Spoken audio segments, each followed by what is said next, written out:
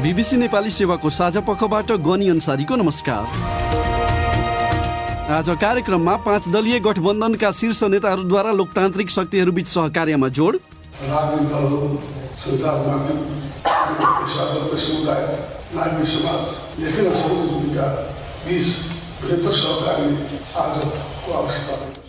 नेपाली काङ्ग्रेसको नेतृत्वको दावेदारी चाखलाग्दो बनिरहेको जानकारहरूको टिप्पणी। एक नेत्री भन्छन्, तपाईहरु सल्लाह गर्नुहोस्, तपाईहरु बन्नु भयो भने एउटा नयाँ खालको जोस लागेर आउँछ भनेर भने हो। कोभिडको उपचार सम्बन्धी एक सामग्री तथा अन्तर्राष्ट्रिय प्रसङ्गमा भारतीय प्रधानमन्त्री मोदीद्वारा कश्मीरका नेताहरूसँग भेटवार्ता।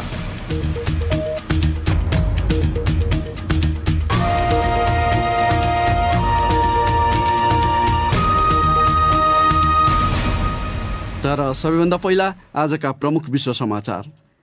सञ्जय ढकालबाट समाचार सुन्नुहोस्। युरोपेली युनियनले रुससँग वार्ता नवीकरण गर्नुपर्ने जर्मन प्रस्तावमाथि EU शिखर सम्मेलनमा मतभेदहरू देखा परेका छन्।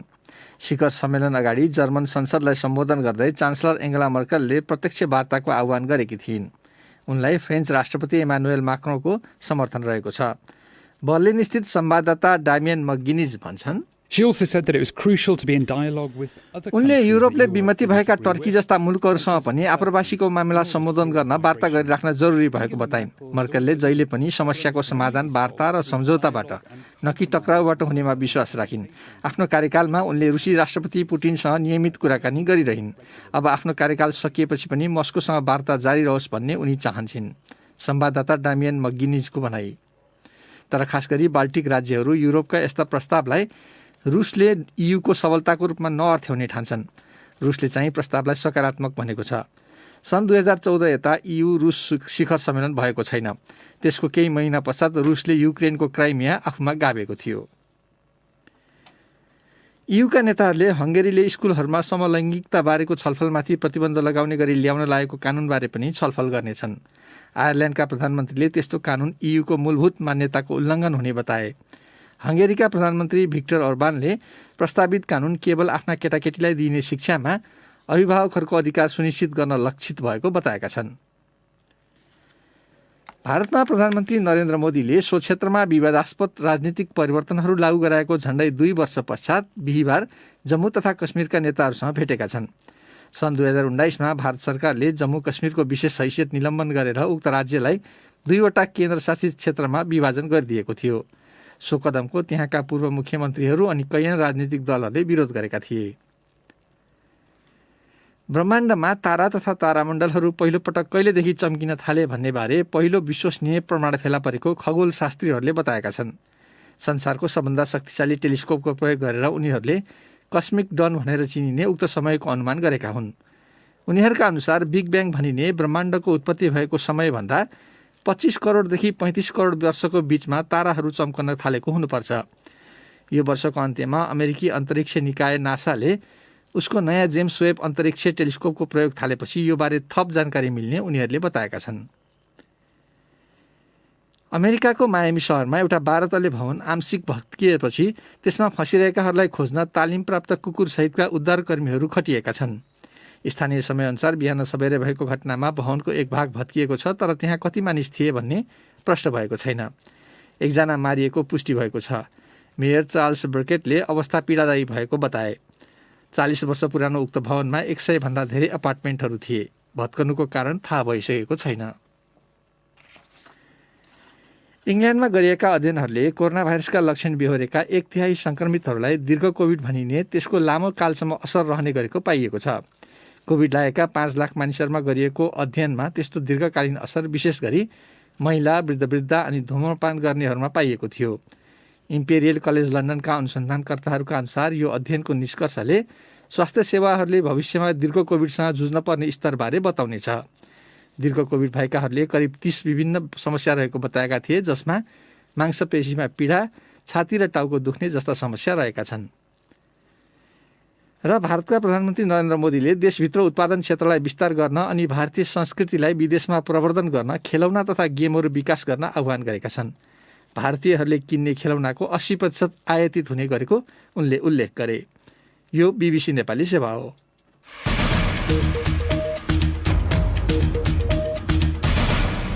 साँझपखमा पुनः स्वागत छ। प्रतिनिधि सभा विघटन लगायतका कदम विरुद्ध मोर्चाबन्दी गरेका 5 दलका शीर्षस्थ नेताले लोकतान्त्रिक शक्तिहरूबीच थप सहकार्यको खाँचो औँल्याएका छन्।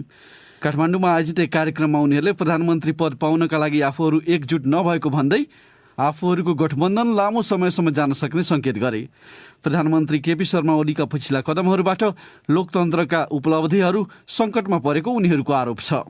एक रिपोर्ट। पत्रकारहरूसँगको अन्तर्क्रियामा बोल्दै 5 दलीय गठबन्धनमा आबद्ध नेपाली काङ्ग्रेसका सभापति तथा पूर्व प्रधानमन्त्री शेरबहादुर देउवाले उनकै शब्दमा संविधान र लोकतन्त्रको रक्षाका निम्ति आफूहरू अग्रसर रहेको बताए। राष्ट्रपति र प्रधानमन्त्रीका कदमका कारण लोकतन्त्रमाथि खतरा उत्पन्न भएको आरोप लगाउँदै उनले भने, सबै किसिमका सबै चिन्दै संविधान सीमाको भन्ने आह्वानका साथ राजनीतिक दलहरू, सञ्चार माध्यम, पेसागत समुदाय, नागरिक समाज, लेखन सामाजिक भूमिका बीच बेहतर सहकार्य आजको आवश्यकता छ। कोरोना भाइरस महामारी नियन्त्रणका लागि आफूहरूको गठबन्धनले दबाव सिर्जना गर्ने भन्दै देउवाले त्यसका लागि जनपरिचालन गरिने उल्लेख गरे। कार्यक्रममा नेकपा माओवादी केन्द्रका अध्यक्ष प्रचण्डले उनकै शब्दमा प्रधानमन्त्री ओलीले एकपछि अर्को असंवैधानिक कदम चालेको भन्दै चर्को आलोचना गरे। यद्यपि प्रधानमन्त्री ओलीकै कारण देशलाई सकारात्मक दिशामा लैजान चाहने शक्तिहरू एक ठाउँमा उभिएको भन्दै प्रधानमन्त्रीलाई उनले धन्यवाद दिए। वर्तमान गठबन्धनलाई धेरै परसम्म लैजान सकिने आधार रहेको उल्लेख गर्दै उनले भने, यो गठबन्धन कुनै चाहिँ सिद्धान्तहीन गठबन्धन, खाली स्वार्थको लागि मात्रै गठबन्धन होइन। यसलाई हामीले दिगो रूपमा लिएर जानुपर्छ। एउटा चुनावको लागि एक प्रधानमन्त्री केपी ओलीलाई हटाउनको लागि मात्रै हुनु हुँदैन। संविधान, लोकतन्त्र र राष्ट्रियताको रक्षाको निम्ति धेरै परसम्म जाने हामी कोसिस गर्नुपर्छ र हामीले के भनेका छौँ इतिहासको मूल्याङ्कन गरेर भने त्यो आधार छ है, हामीले त्यो गर्न सक्छौँ। कार्यक्रममा नेकपा एमालेका नेता तथा पूर्व प्रधानमन्त्री माधव कुमार नेपालले सबै पक्षसँग हातेमालो गर्न चाहेको बताए। नेपालले उनकै शब्दमा प्रधानमन्त्री ओलीले गल्ती सुधारेमा सहकार्य गर्न आफूहरू तयार रहेको उल्लेख गरे।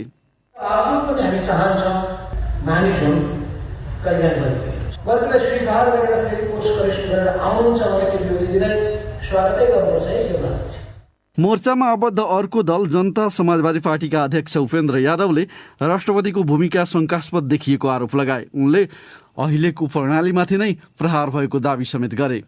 यसअघि विपक्षी गठबन्धनले सरकारका कदम विरुद्ध जनपरिचालनका कार्यक्रम अघि बढाउने बुधबार निर्णय गरेको थियो। अर्को विषय, नेपाली काङ्ग्रेसमा सभापति शेरबहादुर देउवाको फेरि सभापति बन्ने चाहना अनि अन्य कतिपय नेताको पनि उक्त पदमा दावेदारी भएपछि सो दलभित्र नयाँ नेतृत्वका निम्ति रसाकसी चाखलाग्दो बनेको विश्लेषकहरू बताउँछन्। महाधिवेशन गर्ने तयारीमा जुटेको प्रमुख प्रतिपक्षी काङ्ग्रेसले त्यसबाट नयाँ नेतृत्व पाउला कि पुरानै निरन्तर होला भन्ने प्रश्न तड्कारो बनिरहेको सन्दर्भमा काङ्ग्रेसको भावी नेतृत्व सङ्घर्षबारे साथी शरद केसीले तयार पारेको विश्लेषणात्मक रिपोर्ट सुनौ सञ्जीव गिरीबाट। पार्टी विभाजनका बेला होस् वा अन्य समय सबैजसो कालखण्डमा नेपाली काङ्ग्रेसका सभापति शेरबहादुर देउवालाई विमलेन्द्र निधिको साथ र सहयोग रह्यो। यसपटक भने निधिले महाधिवेशनको मुखमा आफै उम्मेद्वार बन्ने घोषणा दोहोऱ्याएका छन्। उनका अनुसार गत वर्षको साउन 29 गते नै उनले देउवालाई भेटेर त्यो जानकारी दिइसकेका थिए। उनै नेता निधिले यो साताको सुरुमा नेता द्वय शशाङ्क कोइराला र प्रकाशमान सिंहलाई आफ्नै निवासमा बोलाएर छलफल गरेपछि नयाँ तरङ्ग उत्पन्न भएको छ। कतिपयले काङ्ग्रेसमा नयाँ ध्रुवीकरणले आकार लिन थालेको ठानेका छन्। बीपी कोइराला र गणेशमान सिंहका छोराहरूसँग परामर्श गरेका निधि अर्का वरिष्ठ नेता महेन्द्र नारायण निधिका छोरा हुन्। पार्टी सभापतिमा उठ्ने आकांक्षा देखाएका कोइराला र सिंहसँगको छलफलपछि निधिले युवा नेताहरूसँग सामूहिक भेटघाट गरेका थिए। त्यसमा अधिकांश नेताहरू सभापति देउवा इत्तर खेमाका थिए। देउवाका विश्वासपात्र निधिले देउवालाई नै चुनौती बन्न सक्ने आफ्नो अग्रसरमा साथ दिन ती युवा नेताहरूलाई आग्रह गरे। छलफलमा सहभागी नेत्री सरिता प्रसाई भन्छन्, विमल दाइले शेरबहादुर दाइसँग कुरा राख्नु भएछ। पहिला मैले तपाईँले यस्तो भन्नुभएको थियो, मैले माने, अब यसपालि चाहिँ मलाई नै तपाईँले सहयोग गर्नुहोस् भनेर मैले यसरी कुरा राखेँ। म सभापति लड्दैछु, तपाईँहरूको के छ विचार भनेर सोध्नु। अनि सोध्नु हुँदाखेरि अब हामीले भन्यौँ ठिकै छ, सिनियर नेताहरू नलडेर दोस्रो जेनेरेसनले ठाउँ लिने भन्दा चाहिँ एकदम राम्रो ऊर्जाशील कुरा हो यो, होइन? त्यसले गर्दा एकदम राम्रो कुरा हो, गो हेड भन्यौँ हामीले। तपाईँहरू सल्लाह गर्नुहोस्, तपाईँहरू बन्नुभयो भने एउटा नयाँ खालको जोस लागेर आउँछ भनेर भने हो। उनका अनुसार निधिलाई शशाङ्क कोइराला, प्रकाशमान सिंह र शेखर कोइराला सबैसँग बसेर सल्लाह गर्न सुझाव दिइएको थियो। सहभागी नेताहरूका अनुसार निधिले अघिल्लो महाधिवेशनमा देउबाले साथ दिन आग्रह गर्दै आउँदो महाधिवेशनमा आफूलाई साथ दिने वचन दिएको सुनाएका थिए। तर बीबीसीसँगको अनौपचारिक कुराकानीमा देउबा निकटस्थ नेताहरूले उक्त कुरा अस्वीकार गरेका छन्। देउबा स्वयंले त्यसबारे केही बोलेका छैनन्। कारण जेसुकै भए पनि अर्का नेता प्रदीप पौडेलले निधिको अग्रसरतालाई पुस्तान्तरणको आफूहरूको पुरानो प्रस्तावमा उनको आगमन ठानेका छन्। पहिला हामीले उठाएको मुद्दामा निधिजी सहमत हुनुभयो, अब आफै नेतृत्व गर्नुभयो, आफ्नो शर्तले सहमत हुनुभयो, त्यो आफ्नो ठाउँमा छ। तर हामीले त पुस्तान्तरण चाहिँ हुनुपर्छ भनेर पहिल्यै भनेको हो। कसलाई सेन्टर मानेर पोलराइज हुने कुरा त अब त्यो अहिले निश्चित भएको कुरा होइन। सैद्धान्तिक रूपमा हामीले उठाउँदै आएको विषयमा चाहिँ उहाँ तयार हुनुभयो भन्ने हिसाबले अब हामीले उहाँलाई भन्यौँ, हामी थप छलफल गर्न सक्छौँ भन्ने सम्मको कुरा। छलफलमा निम्ताइएका धेरै युवा नेता अघिल्लो महाधिवेशनमा रामचन्द्र पौडेल र कृष्णप्रसाद सिटौलाको पक्षमा थिए। दोस्रो पुस्ताबाटै 3-4 जना उम्मेद्वार बनेमा त्यसको लाभ त खास गरी देउबालाई पुग्ने कतिपय ठान्छन्। मिसनमा अथवा चाहिँ नेतृत्व हस्तान्तरण गर्ने कुरा चाहिँ परिणाममुखी हुने गरी तयारी गर्नुपर्छ। त्यसमा त हाम्रो एक्साइज यो बिचमा हुन्छ। नेपाली कांग्रेसमा राजनीतिक यात्राका हिसाबले प्रकाशमान सिंहभन्दा विमलेन्द्र निधि अगाडि हुन्। तर पछि सिंहले निधिलाई महामन्त्रीको निर्वाचनमा पराजित गरे। ती दुवैभन्दा शशाङ्क र शेखर कोइराला सक्रिय राजनीतिमा धेरै पछि आएका हुन्। पार्टी प्रमुख जो भए पनि एकताका बीपी सुवर्ण शमशेर र सूर्यप्रसाद उपाध्यायको प्रभाव थियो। पछि बीपी गणेशमान र कृष्णप्रसाद भट्टराई देखिए र बीपीको निधनपछि गणेशमान सिंह, कृष्णप्रसाद भट्टराई र गिरिजाप्रसाद कोइराला सहित नेतात्रयको अवधारणामा नेपाली कांग्रेस हिँडेको थियो। त्यसैले कतिपयले कैयौं नेताको आकांक्षालाई नेतात्रयको अवधारणा अनुरूप शक्ति अभ्यासमा प्रवेश गर्ने जमर्को ठानेका छन्। अब कोरोना भाइरस सम्बन्धी केही प्रसङ्ग। नेपालमा थप 2474 जनामा कोरोना भाइरस संक्रमण र 24 जनाको मृत्यु भएको स्वास्थ्य तथा जनसङ्ख्या मन्त्रालयले जनाएको छ। पछिल्लो 24 घण्टामा 12,232 जनाको परीक्षण गर्दा त्यति संख्यामा संक्रमण पुष्टि भएको मन्त्रालयको तथ्याङ्क छ। तीमध्ये 4997 परीक्षण एन्टिजन विधिबाट गरिएको हो। कुल परीक्षणको 20% संक्रमण देखिएको छ। सो अवधिमा 2518 जना संक्रमण मुक्त भएपछि निको भएका संक्रमित 90.5% पुगेका छन्। यससँगै नेपालमा संक्रमितको कुल संख्या झण्डै 6,50,000 पुगेको छ भने मृतकको संख्या 8,918 पुगेको छ। अहिले कुल 46,502 जनामा सक्रिय संक्रमण रहेको र तीमध्ये 3,053 जना संस्थागत आइसोलेसनमा रहेका छन्। कुल सक्रिय संक्रमित मध्ये 9176 जना काठमाडौँ उपत्यकाका रहेका छन्। अहिले देशभरिका 36 जिल्लामा 500 भन्दा बढी सक्रिय संक्रमित छन् भने थप 19 जिल्लामा 200 भन्दा बढी सक्रिय संक्रमित रहेका छन्। यसैबीच कोरोना भाइरसका बिरामीलाई सामान्यदेखि मध्यम लक्षण मात्रै देखिँदा पनि अनावश्यक खालका औषधि र परीक्षणहरू गर्न लगाउँदा त्यसले बिरामीलाई आर्थिक भार पर्ने र स्वास्थ्यमा गम्भीर असर पुग्ने चिकित्सकहरू बताउँछन्। त्यसरी अनावश्यक रूपमा सुझाइएका औषधि वा परीक्षणबारे मन्त्रालय र काउन्सिलहरू मिलेर प्रेस्क्रिप्सन अडिट गर्न थालिएको भए पनि त्यसले अन्तिम रूप पाउन बाँकी रहेको नेपाल मेडिकल काउन्सिलले जनाएको छ। कतिपय अवस्थामा त निजी अस्पतालहरूले बिरामीलाई परीक्षण र औषधिहरू लेखिदिन चिकित्सकमाथि दबाव पनि दिने गरेको बताइन्छ। विनिता दाहालको रिपोर्ट। नेपालमा बिरामीलाई आवश्यकै नपर्ने औषधि पनि दिने गरिएको र त्यो अभ्यास कोरोना भाइरसको महामारीका बेला बढेको अनुभव चिकित्सकहरूको छ।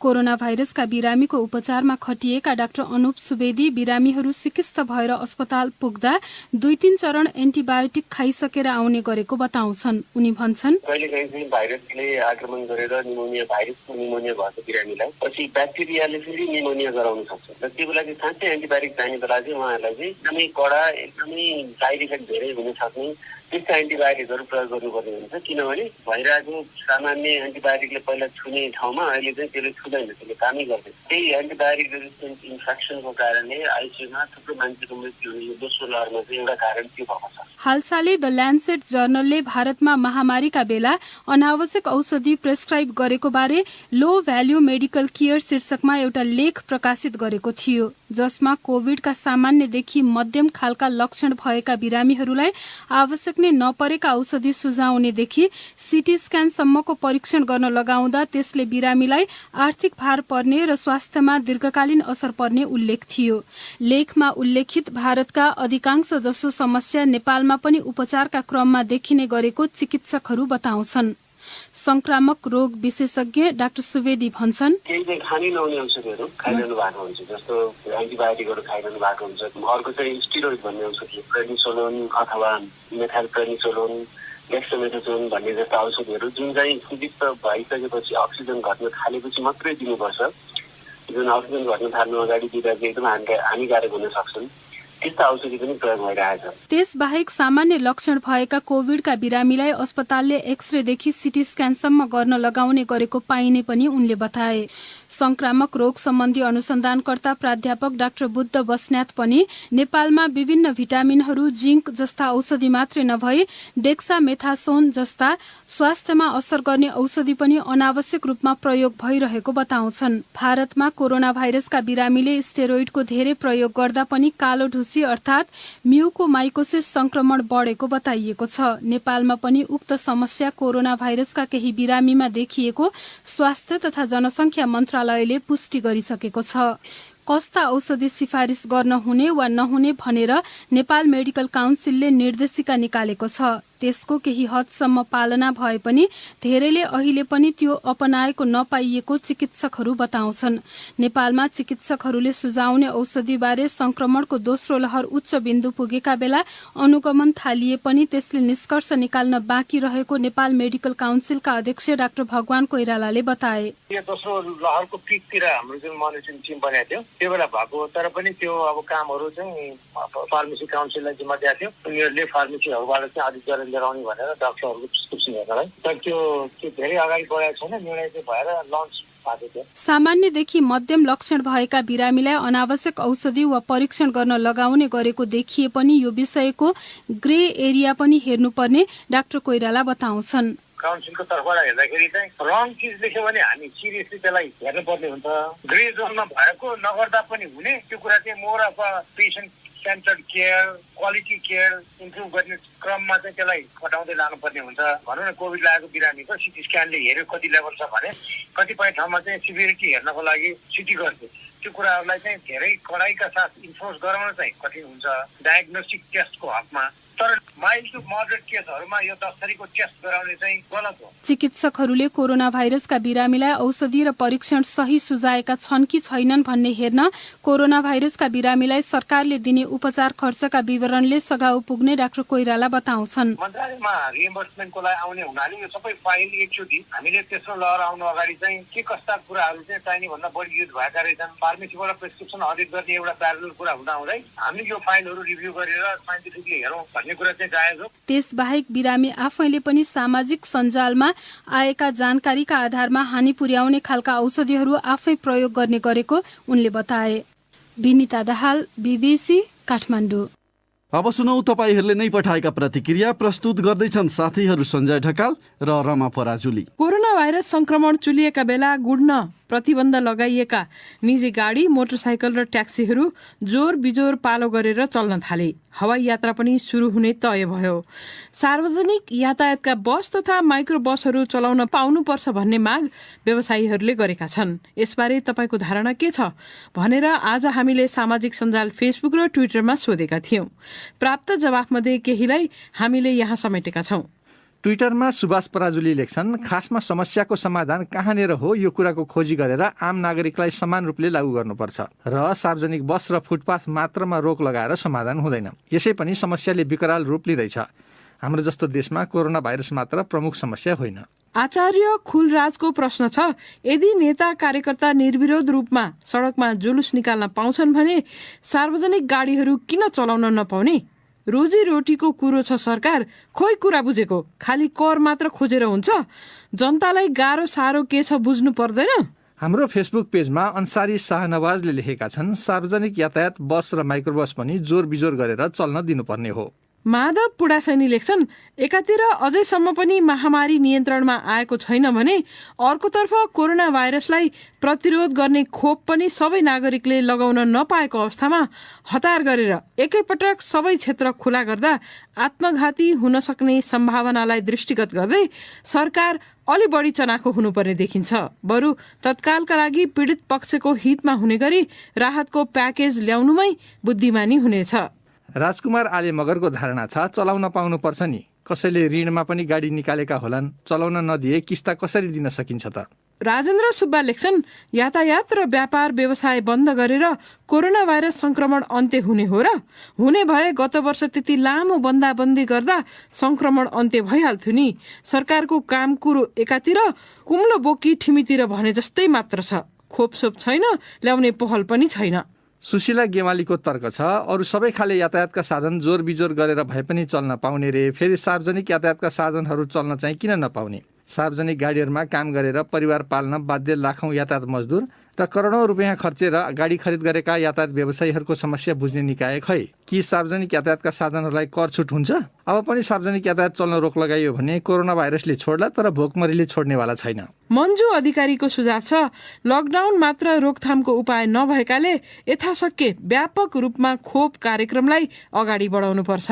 दीपक ओझाको तर्क छ, जोसँग आफ्नो निजी सवारी साधन छ उनीहरूलाई त सहज नै होला, तर जो सार्वजनिक सवारी साधनलाई कुरी बसेका छन्, बन्दाबन्दी सहज भएपछि आफ्नो काम गरौँला भनी पर्खिरहेका छन्, उनीहरूको समस्याबारे कसले विचार गरिदिने? साँझपखमा नेपाल बाहिरका केही विषय। जम्मू कश्मीरको विशेष हैसियत खोज्ने गरी भारतले गरेको विवादास्पद निर्णयको झण्डै 2 वर्षपछि प्रधानमन्त्री नरेन्द्र मोदीले आज जम्मू तथा कश्मीरका नेताहरूसँग भेटेका छन्। प्रधानमन्त्री मोदीले सो क्षेत्रका 14 जना नेताहरूसँग गरेको भेटवार्तालाई अर्थपूर्ण रूपमा हेरिएको छ। बीबीसी विवरणमा आधारित रिपोर्ट सुनौ सञ्जय ढकालबाट। प्रधानमन्त्री मोदीको आजको भेट त्यतिखेर भएको छ जतिखेर सो क्षेत्रमा चुनाव भए पश्चात दिल्लीको 3 वर्षे प्रत्यक्ष शासन अन्त्य हुने चर्चा चलिरहेका छन्। सन् 2019मा भारत सरकारले जम्मू कश्मीरको विशेष हैसियत निलम्बन गरेर उक्त राज्यलाई 2वटा केन्द्रशासित क्षेत्रमा विभाजन गरिदिएको थियो। सो कदमको त्यहाँका पूर्व मुख्यमन्त्रीहरू अनि कैयन राजनीतिक दलहरूले विरोध गरेका थिए। आजको बैठकमा पूर्व मुख्यमन्त्रीहरू फारूक अब्दुल्ला तथा मेहबुबा मुफ्ती सहभागी थिए। उनीहरू गुपकर घोषणापत्रको गठबन्धन भनिने कश्मीर उपत्यकामा दिल्लीको आक्रामक एवं सैन्यकृत भूमिकाको विरोध गर्ने समूहकै हुन्। उक्त गठबन्धनले गत वर्ष भएका नगर चुनावहरूमा सबभन्दा धेरै सिट जितेको थियो। पछिल्ला वर्षहरूमा दिल्ली र मुस्लिम बहुल कश्मीर उपत्यका बीचको सम्बन्ध बिग्रिएको छ। भारतको संविधानले ग्यारेन्टी गरेको कश्मीरको विशेष हैसियत गुमेपछि त्यहाँ विशाल विरोध प्रदर्शनहरू भएका थिए। आलोचकहरूले सन् 2019को निर्णयलाई सत्ताधारी भारतीय जनता पार्टीको दक्षिणपन्थी एजेन्डाको एक पाटो भनेका थिए। कोभिड-19 महामारीका कारण विश्वको अर्थतन्त्रमा ठूलो क्षति पुगेको भए पनि विश्वभरि 50 लाखभन्दा बढी मानिसहरू यही बेला करोडपति बनेका छन्। त्यो कसरी? बीबीसी विवरणमा आधारित रिपोर्ट सुनौ रमा पराजुलीबाट। धेरै गरिबहरू अझ गरिब बनेको, तर महामारीका बेला करोडपतिको संख्या 52 लाख थपिएर 5 करोड 61 लाख पुगेको क्रेडिट स्विस नामक कम्पनीको अनुसन्धानले देखाएको छ। सन् 2020मा विश्वभरिका 1% वयस्कहरू पहिलो पटक करोडपति बनेका हुन्। शेयर बजारमा सुधार भएको तथा घरको मूल्य आकाशिएका कारण उनीहरूको सम्पत्ति बढ्न पुगेको हो। अनुसन्धानकर्ताहरूले महामारीले पुर्याएको आर्थिक दुष्प्रभावबाट सम्पत्ति बढ्ने काम पूर्ण रूपमा असम्बन्धित रहेको बताएका छन्। द ग्लोबल वेल्थ रिपोर्टका लेखक तथा अर्थशास्त्री एन्थनी सोरक्सले महामारीले विश्वव्यापी बजारमा तीव्र अनि अकल्पनीय असर पारेको, तर जुन 2020को अन्त्यसम्ममा त्यो उल्टिन पुगेको बताए। उनले भने विश्वव्यापी सम्पत्ति यो महामारीका बेला निरन्तर बढेको मात्र नभई सन् 2020को उत्तरार्धमा त द्रुत गतिमा बढेको पाइयो।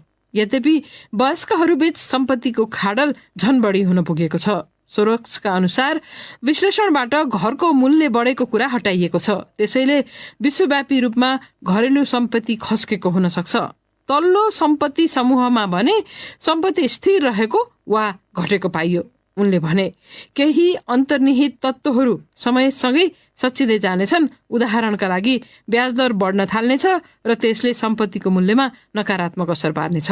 विश्वव्यापी रूपमा सम्पत्ति 7.4% बढेको रिपोर्टले देखाएको छ। 21औं शताब्दीको आरम्भ भए यता $10,000 देखि $1 लाख सम्पत्ति हुने मानिसको संख्या 3 गुणाले बढेको छ। पहिले त्यो संख्या 50 करोड 70 लाख थियो भने सन् 2000मा त्यो संख्या 1.7 अर्ब पुगेको छ। उदाउँदो अर्थतन्त्र भएका देशहरू, खास गरी चीनमा बढ्दो सम्पन्नता र विकासशील मुलुकमा मध्यम वर्गीय समूहको वृद्धि त्यसमा प्रतिबिम्बित भएको प्रतिवेदनमा उल्लेख छ।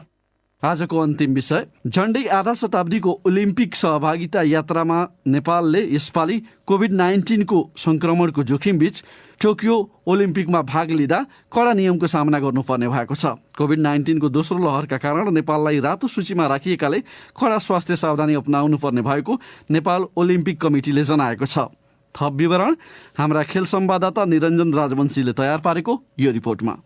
अर्को महिना जापानमा हुने टोकियो ओलम्पिकका लागि अहिले नेपाल ओलम्पिक कमिटिका पदाधिकारीहरूलाई चतारो छ। एकातिर ओलम्पिकमा सहभागी हुने खेलाड़ीहरूको अन्तिम सूचीको प्रतीक्षा भइरहेको छ भने अर्कोतिर आयोजकले दिएको सुरक्षा मापदण्डलाई पूरा गर्न पदाधिकारीहरू दौडधुपमा छन्। नेपालबाट हालसम्म 4 खेलाड़ीको ओलम्पिक सहभागिता निश्चित छ। अर्को हप्तासम्म थप खेलाड़ीको अन्तिम निर्णय हुने नेपाल ओलम्पिक कमिटिका महासचिव निलेन्द्र राज श्रेष्ठ बताउँछन्। जुडोमा 30 वटा कोटा छ भनेपछि यसमा चाहिँ धेरै चान्सेस छ। अब जुडोको कम्प्लिट भएको छैन र त्यस्तै चाहिँ के भने वेट लिफ्टिङमा हामीले चाहिँ के आउँछ कि भन्ने अझ सम्भावना छ। कर्नाटकको पनि कम्प्लिट भएको छैन। आर्चरीको 2 दिन अगाडि उहाँहरूको चाहिँ कम्प्लिट भयो, त्यसमा चाहिँ हामी छैन। नेपालबाट कतिजना अब फाइनली जाने भयो भनेर भन्न सक्ने अवस्था चाहिँ 29 जुन पछि मात्र हुन्छ। नेपालबाट वाइल्ड कार्ड अर्थात् खाली रहेको कोटामा आयोजकबाट पाउने सुविधाका लागि विभिन्न 7 खेलका 12 खेलाड़ीहरूले आवेदन दिएका थिए, जसमा नियमित कोटाको रूपमा रहेको पौडीबाट गौरीका सिंह र एलेक्स शाह तथा एथलेटिक्सबाट गोपीचन्द्र पार्कीको नाम परिसकेको छ। वाइल्ड कार्डको कोटा पाउने खेलाडी हुन् सुटिङकी कल्पना परियार। ओलम्पिक गेम त अब कसरी बयानै गर्न नसक्ने कुरा भयो। ओलम्पिक खेल्न जाँदैछु भन्दाखेरि त मलाई त अहिले पनि हुन्छ नि सोच्नै नसक्ने कुराहरू नै दिमागमा आइरहेको छ। एकदमै खुसी पनि छु। कोरोना भाइरस संक्रमणका कारण यसपालि निकै विषम परिस्थितिमा टोकियो ओलम्पिक हुन गइरहेकोले सहभागी टोलीहरूले स्वास्थ्य सुरक्षाका कडा नियमहरू पालना गर्नुपर्ने देखिन्छ। विगतमा उल्लासपूर्ण वातावरणमा मनाइने ओलम्पिक यो पालि त्यसको ठिक विपरीत बन्द रंगशालामा स्वास्थ्य सतर्कतालाई नै प्राथमिकता दिएर मनाइनेछ। ओलम्पिक कमिटिका महासचिव निलेन्द्र राज श्रेष्ठ भन्छन्, उनीहरूले जुन जुन ठाउँमा चाहिँ एलाउ गरेछ त्यो बाहेक त्यो ठाउँमा हामी जान पाउँदैन। प्लस चाहिँ के भने हामीले जान अगाडि नै एउटा 2टा एप्सहरू चाहिँ डाउनलोड गर्नुपर्ने हुन्छ। त्यो एप्स डाउनलोड गरेपछि त्यो खेलाडीहरूले कहाँ गइरहेछ के गरिरहेछ भन्ने पनि उहाँहरूले ट्रेस गर्न सक्नुहुन्छ। यतिसम्म चाहिँ उहाँहरूले कडा निर्देशन गर्नुभएको छ कि यदि कोही मान्छेले उनीहरूले दिएको डाइरेक्सनहरूलाई चाहिँ उल्लङ्घन गरेको खण्डमा पैसाको पेनाल्टी र इभन देश निकाल्दा भनेको त्यहाँबाट चाहिँ ओलम्पिकको टाइममा उहाँहरूलाई चाहिँ तपाईँहरू घर जानुहोस् भनेर फर्काउन सक्ने अवस्था पनि छ, इभन खेलाडीहरूलाई पनि। नेपालले सुरक्षाका प्रारम्भिक तयारीहरू पूरा गरिसकेको बताएको छ। टोकियो भ्रमण निश्चित भइसकेका खेलाडी र सम्भावित खेलाडी अनि पदाधिकारीहरू सबैले कोरोना भ्याक्सिनको 2 डोज लगाइसकेको जनाएको छ। तर ओलम्पिक आबद्ध 207 राष्ट्रहरूमा नेपाल कोरोना भाइरसको जोखिमको रातो सूचीमा परेकोले थप नियम नेपाली टोलीले पालना गर्नुपर्ने बताउँछन् महासचिव श्रेष्ठ। 14 दिन अगाडि नै हाम्रो सबै खेलाडी र अफिसियलहरूसँग स्मार्टफोन हुनुपर्छ। स्मार्टफोनमा चाहिँ एभ्री डे आफ्नो चाहिँ फिभर मेजर गरेर पठाउनुपर्छ। त्यस्तै आएर चाहिँ हामीले 5 दिन अगाडिदेखि एभ्री डे PCR गरेर PCR रिपोर्ट पठाउनुपर्छ। अब जापान पुगिसक्दा पनि 3 दिन क्वारेन्टाइन बस्नुपर्ने। अब एउटाको गेम सकिने बित्तिकै 48 आवर्समा ऊ ब्याक हुनुपर्छ। यसरी क्वारेन्टिनमा लामो समय बिताउँदा खेलको नतिजामा असर पर्न सक्ने चिन्तामा खेलाडीहरू छन्। म्याराथनमा नयाँ राष्ट्रिय कीर्तिमान कायम गर्ने लक्ष्य राखेका एथलेटिक्सका गोपीचन्द्र पार्की भन्छन्, 5 दिनमा नै धेरै हो। एथलेटिक्समा चाहिँ 1 दिन चाहिँ रिकभरी हुन्छ, 2 दिन भयो भने चाहिँ जानकार हुन्छ। 5 दिन अब त्यहाँभित्र चाहिँ ट्रेनिङको व्यवस्था भयो भने चाहिँ केही पनि फरक पर्दैन। 5 दिन सबै क्वारेन्टिन नै बस्ने भने त अलिकति रिजल्ट बिग्रिन्छ जस्तो लाग्छ मलाई।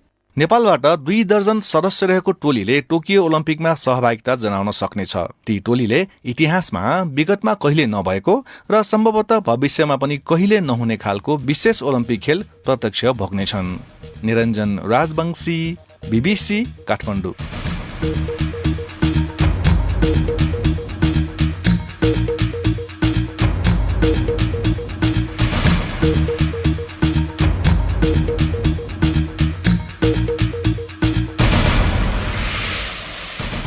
यसका साथै BBC नेपाली सेवाको साँझ पख यहीँ सकिन्छ। भोलि बिहान 7:15 बजेसम्मका लागि हामी सबैलाई बिदा दिनुहोस्। नमस्कार।